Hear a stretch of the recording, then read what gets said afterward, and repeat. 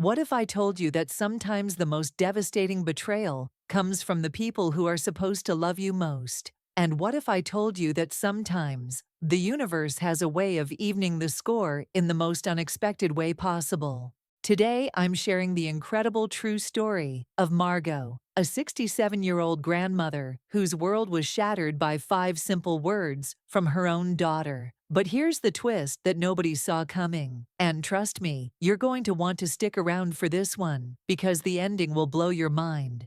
Make sure you hit that like button if you believe in karma, and subscribe because we dive deep into real stories that will make you question everything you thought you knew about family, loyalty, and second chances. Let me paint you a picture of what seemed like the perfect family arrangement. 3 years ago, when Margot's husband Alan suddenly passed away from a heart attack, she was left completely alone in a house that felt too big, too quiet, and too full of memories. But then her daughter Danica offered what seemed like a lifeline. "Come live with us, Mom," she said. "The kids need their grandmother around.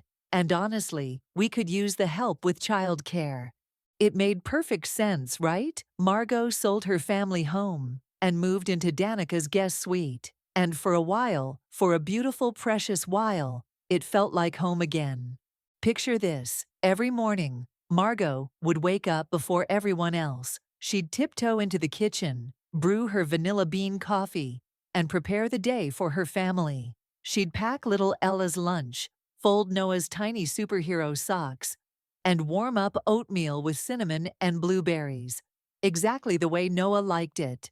And Noah, oh sweet Noah, would come padding into the kitchen in his superhero pajamas, dragging his blanket behind him like a cape. "Grandma," he'd whisper with that sleepy voice that melts your heart, "can we make pancake faces?"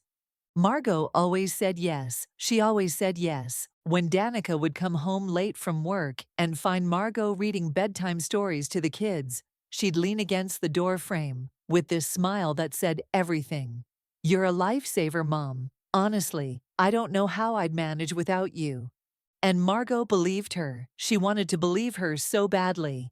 For 3 years, she poured everything she had into making that house feel like home. Backyard barbecues, where she'd prep all the food, movie nights with elaborate pillow forts, planting little herb gardens with Ella, who kept accidentally pulling out the basil, thinking it was a weed. But here's the thing about family dynamics that nobody talks about. Sometimes love isn't enough. Sometimes being helpful isn't the same as being valued. And sometimes the people we sacrifice everything for start seeing our love as an obligation rather than a gift. The first sign that something was changing came on a Wednesday afternoon in late autumn. Little Ella had a runny nose, so Margot kept her home from preschool. They curled up on the couch with Ella's favorite fleece blanket, reading The Very Busy Spider for probably the 100th time. Ella's tiny fingers followed along as Margot read, and when that precious little girl rested her head on her grandmother's shoulder and whispered, "You read better than anyone," Margot felt that indescribable joy that only a grandmother can understand. Then Danica walked in. Her heels clicked sharply against the hardwood floor, and I want you to remember that sound, because it becomes important later. She glanced at them briefly, her own daughter curled into her mother's side, a book open on her grandmother's lap, and frowned. "Why is she napping this late?" Danica asked, exasperated. "Her whole sleep schedule is going to be messed up again." "She's not napping," Margot said gently. "We're just reading. She's feeling under the weather, so I thought a quiet afternoon would help." "That's not the point," Danica cut in, waving a dismissive hand. "You keep forgetting how we're trying to regulate her nap routine. You can't just do what you used to do with me. It's different now."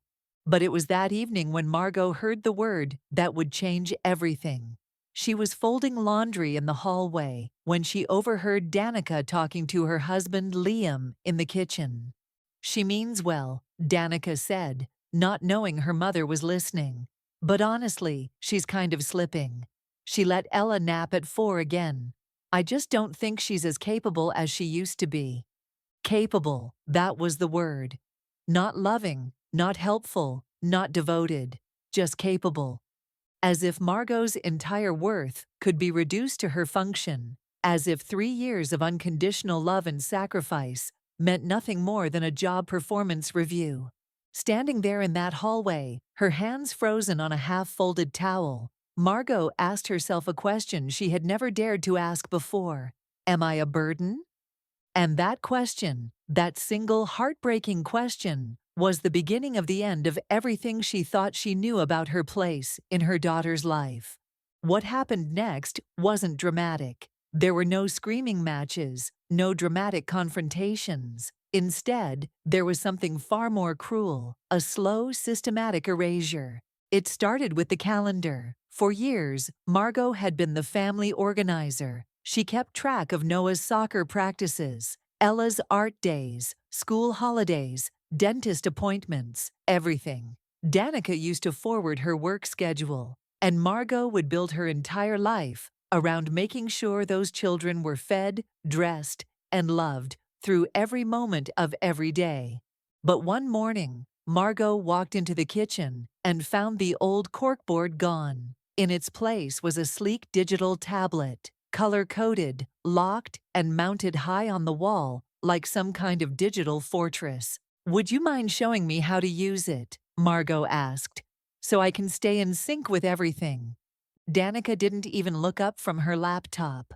"It's okay, Mom. We've got it now. We've got it now." 4 words that essentially meant, "We don't need you anymore." Then came Risa, the nanny, young, energetic, charming, and everything Margot apparently wasn't anymore. Margot didn't even know she'd been hired until she walked into the living room one morning and found this stranger building block towers with Ella. "Oh, I forgot to tell you," Danica said, breezily, as she came down the stairs, dressed for work. "This is Risa. She's here to help out." "Help with what?" Margot asked, trying to keep her voice light. "Pickups, drop-offs, a few afternoons a week. I figured it might give you a break." A break. A break from what? From loving her grandchildren? From being useful? From having a purpose? The cruelest cut came when Margot offered to show Risa Ella's bedtime routine, the special way she liked her stories read, the specific song that helped her fall asleep, all those little details that only someone who truly loves a child would know and remember. "She's a professional mom," Danica said, waving her off. "Let her figure it out." And just like that, 3 years of intimate knowledge about her own grandchildren was deemed irrelevant, replaceable, unnecessary.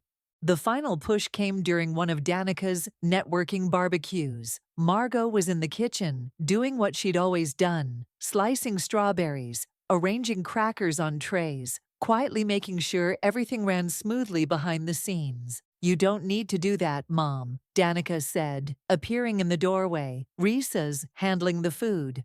"I don't mind," Margot replied gently. "I know how picky Noah can be with his snacks." "She's got it," Danica said again, sharper this time. So Margot stepped aside. She sat alone on the patio, while Risa, the professional, passed out juice boxes and veggie trays to guests who barely acknowledged that Margot even existed. That evening, Margot set the table for 4, as she always had. She had just placed the napkins when Danica breezed in, grabbing her keys. "Oh, we're eating out. Risa's coming too. You don't have to wait up." Margot stood there holding a plate in her hands, watching the door close behind her daughter, and that was it. Not a fight, not an argument, just nothing. A slow fade into invisibility, 1,000 tiny dismissals masked as practical decisions. She realized she wasn't a grandmother anymore. She was a ghost with good timing. Now we come to the moment that started this whole story, the moment that would change Margot's life forever.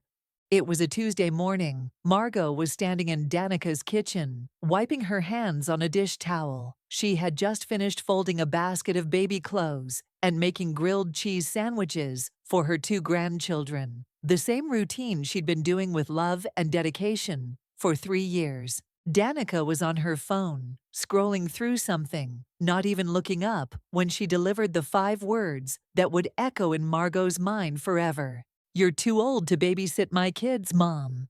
She said it without hesitation, as casually as if she were discussing what to order for lunch. No emotion, no consideration for how those words might land. No acknowledgement of the 3 years of sacrifice and love that Margot had poured into this family. "It's nothing personal," Danica added with a shrug, still not making eye contact. "You've been great, but Liam and I feel like it's time for a shift. You know, a shift." As if the role Margot had filled so quietly and completely for 3 years could simply be outsourced like a business contract. Margot didn't respond right away. She couldn't. Her throat tightened, as though someone had looped a string around it and pulled hard. She stared at her daughter, the same little girl she had once rocked to sleep during thunderstorms, the one who had begged her not to leave her at daycare, the one she had supported through a messy divorce and college tuition. Now this same daughter wouldn't even look her in the eye. So Margot did what she had learned to do over the years. She nodded. She smiled, that polite, practiced smile that had become her shield. The one that said, "Of course I understand," even when she didn't. Even when something inside her cracked into 1,000 pieces. She turned and walked slowly back to her guest room. Not their home, their house. And in that quiet return to her space, something fundamental changed inside her. Not a scream, not a sob, just a shift.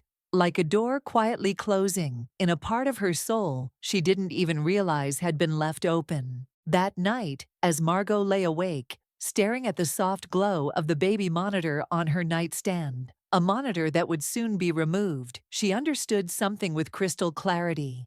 She wasn't wanted anymore. She had become like an old piece of furniture, familiar, functional, but ultimately replaceable. And that sentence, delivered so casually by her own child, was the beginning, the first crack before everything fell apart, the moment that would eventually lead her to a place she never could have imagined. Margot moved out without ceremony. There were no tearful goodbyes, no packed lunches for the road, no final hugs from the grandchildren she had loved with every fiber of her being. Just a text from Danica.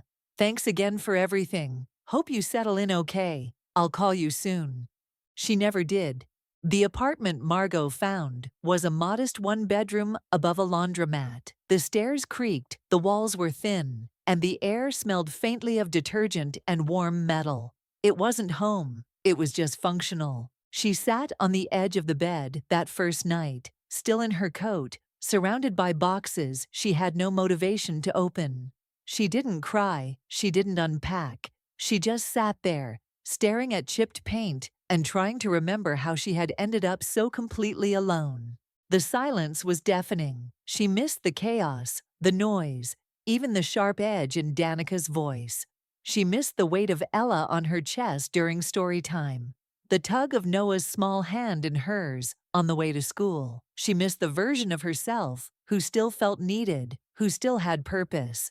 She tried to maintain a routine. That's what all the self-help books said to do. Keep structure, maintain a schedule. So she got up at 6, brewed a small pot of coffee, took slow walks around the block, browsed the grocery store, even when she didn't need anything. But here's what nobody tells you about being truly alone. You start to become invisible.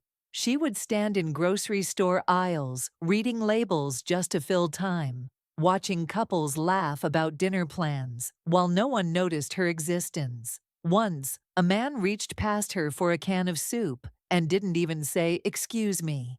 It was as if she had become translucent, present, but unseen. At night, she would open boxes labeled photos and find fragments of her former life. Her wedding day, Danica's 5th birthday, a blurry shot of herself at a lake in a bathing suit, tan, laughing, full of something she couldn't name anymore. She would stare at that woman for hours, wondering, where had she gone? It was a Thursday afternoon when Margot's life took a turn that no one, not even she, could have predicted.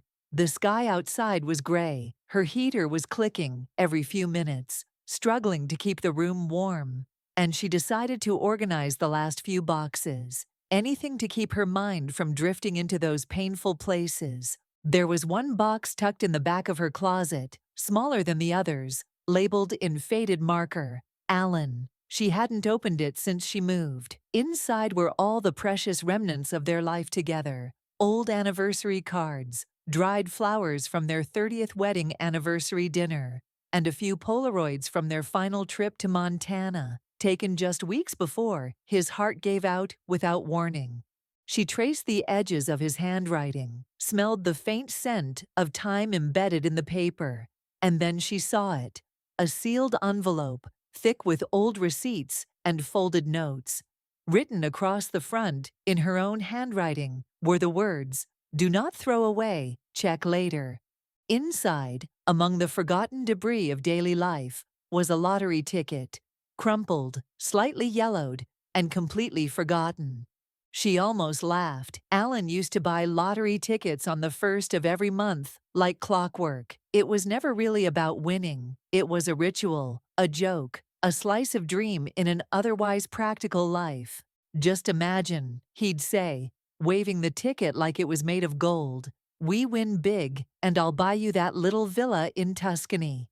And I'll settle for a dishwasher that doesn't leak," she'd always reply. After his funeral, she must have found that ticket in the glove box of his car and slipped it into the envelope with all the other papers she couldn't bear to deal with. Then she forgot about it entirely. But now, sitting in her tiny apartment with nothing but time and heartache, she pulled out her phone and Googled the Powerball numbers for February 4th, the date printed on the ticket. The numbers loaded on her screen: 26, 37, 41, 55, 63. Powerball, 18. She stared at the screen, then looked at the ticket. Every single number matched. She blinked, read them again, 10 times, convinced it had to be a mistake. Wrong year, wrong drawing, some cruel coincidence. But it wasn't. It was real. A $3.7 million winning ticket, unclaimed, expiring in just under 3 weeks. Her breath caught, her hands trembled. It was as if the universe had whispered directly into her ear, "You are not finished, Margot." And for the first time in months, she believed it. Here's what I love about Margot's story. She didn't tell anyone. Not Danica, not her sister in Oregon, not even Joyce, the kind neighbor who had offered to bring soup once a week. This wasn't about making an announcement or seeking validation. This was about something far more powerful: agency. For the first time in years, Margot had complete control over her own destiny. She called the lottery office. The woman on the line sounded tired but polite. "Yes, ma'am.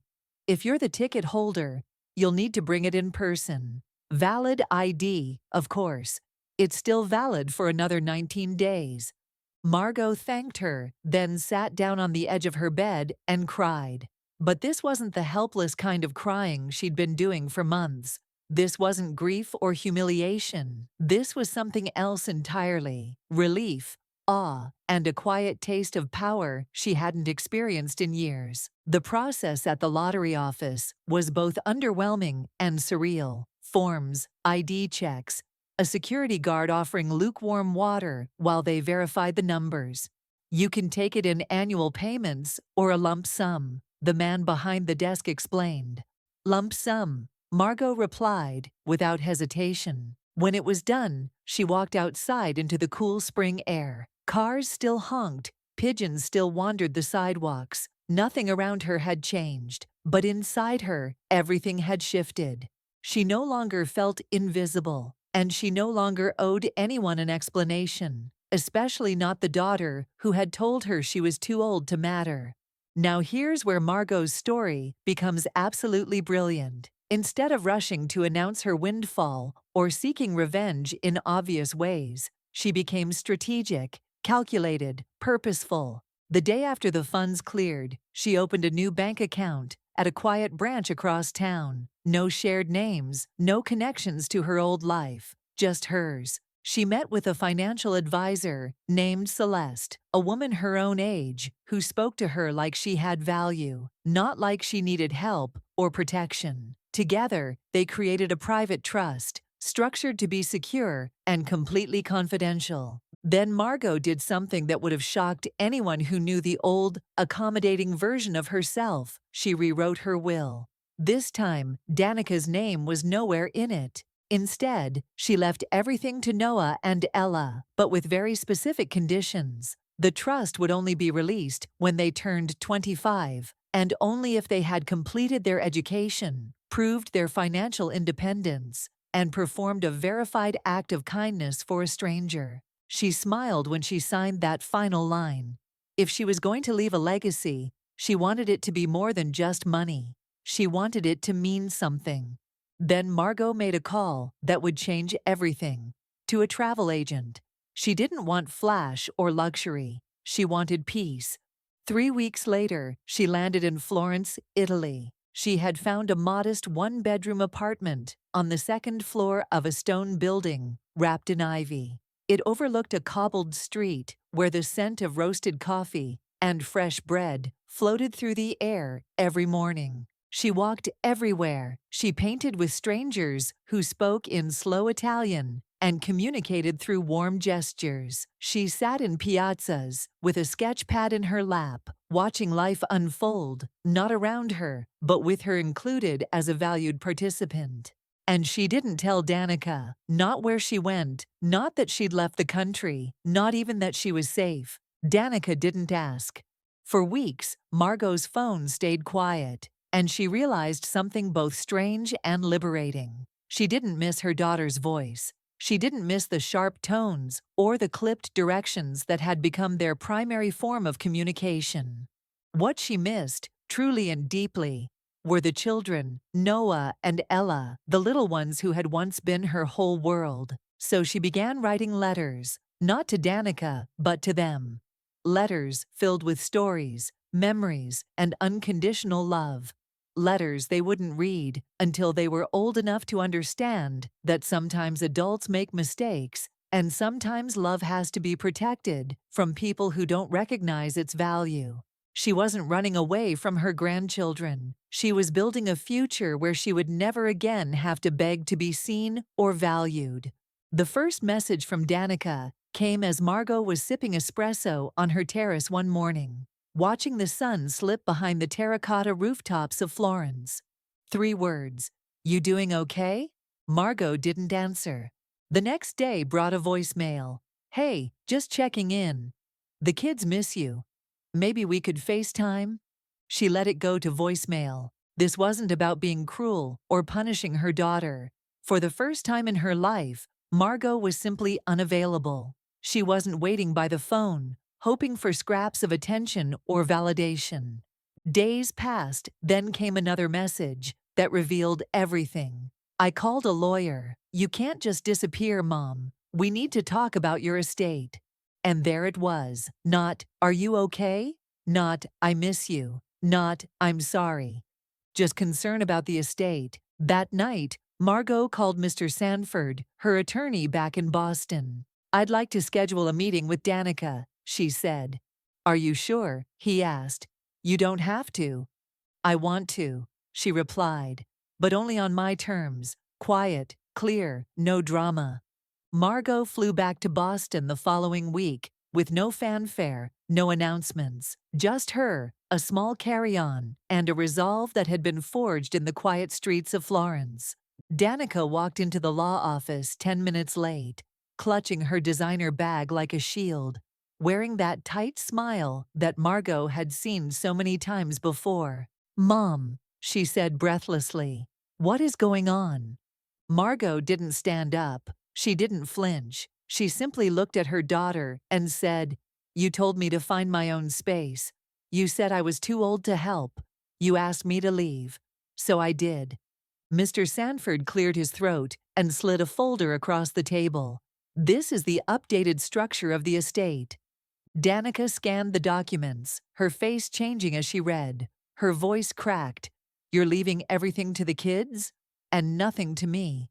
"Nothing to you," Margot confirmed softly. "You're my mother." "And you were my daughter," Margot replied gently. "But you chose otherwise." Danica's face went rigid. like porcelain under strain. "I never meant to hurt you," she said, her voice trembling. "I know," Margot replied. "That's what makes it worse." As Margot stood up, smoothing the front of her blouse, she didn't raise her voice. She didn't accuse or plead or beg for understanding. "I'm not angry, Danica," she said quietly. "I'm just done." Mr. Sanford handed Danica the finalized documents. She didn't touch them. As Margot walked to the door, Danica whispered behind her, "So that's it." Margot paused, her hand on the door frame. That's it. No door slammed, no voices were raised, just quiet, deliberate closure. Weeks passed as Margot returned to her peaceful life in Florence. Quiet mornings, art classes, and evenings sketching the Duomo from her terrace. Then came what could only be described as the final insult. Mr. Sanford emailed her with the subject line, "Urgent, attempted trust access." Danica had tried to challenge the trust, claiming that Margot wasn't mentally sound, that she'd been under duress, that maybe she was suffering from early cognitive decline. It was the last thread she could pull. If she couldn't reach her mother emotionally, she'd try to erase her legally. But here's what Danica didn't know. Margot had already anticipated this exact scenario. Working with Celeste, her financial advisor, she had video documentation of every meeting, clear and articulate explanations of every decision she'd made. She had also completed a full psychological evaluation weeks earlier, clean, court-recognized, and notarized. When they submitted everything to the court, the response was swift and firm. The trust stands. Any further attempts to alter it would be considered fraud. Danica never responded directly, but her lawyer did, accidentally, CCing Mr. Sanford on an internal note. "Client is stunned, expected to intimidate, did not anticipate such thorough preparation." Margot read that line twice, then smiled. She hadn't shouted, she hadn't fought, she hadn't played games. She had simply been ready. And that, more than anything else, was the true victory. The first letter arrived on a Tuesday morning. A cream envelope slipped under Margot's door in Florence, marked from America, with no return address. Just her name written in a child's unsteady handwriting. Inside was a crayon drawing, a red house, a yellow sun, and 3 stick figures, one tall, one medium, and one with long silver hair. Above it, in big blue letters, "We miss you, Grandma." Signed Noah and Ella. Margot's heart clenched as she read it, but on the back was something unexpected. A note in Danica's familiar, careful script. "I didn't tell them why you left. I just said you were on a big adventure. They ask about you every week. I wasn't sure if you wanted to hear from us, but the kids insisted." That evening, Margot sat at her small writing desk, overlooking the piazza, and pulled out 2 letters she had written months ago. Ones she had tucked away for when the children would be ready to understand. Then she wrote a new one.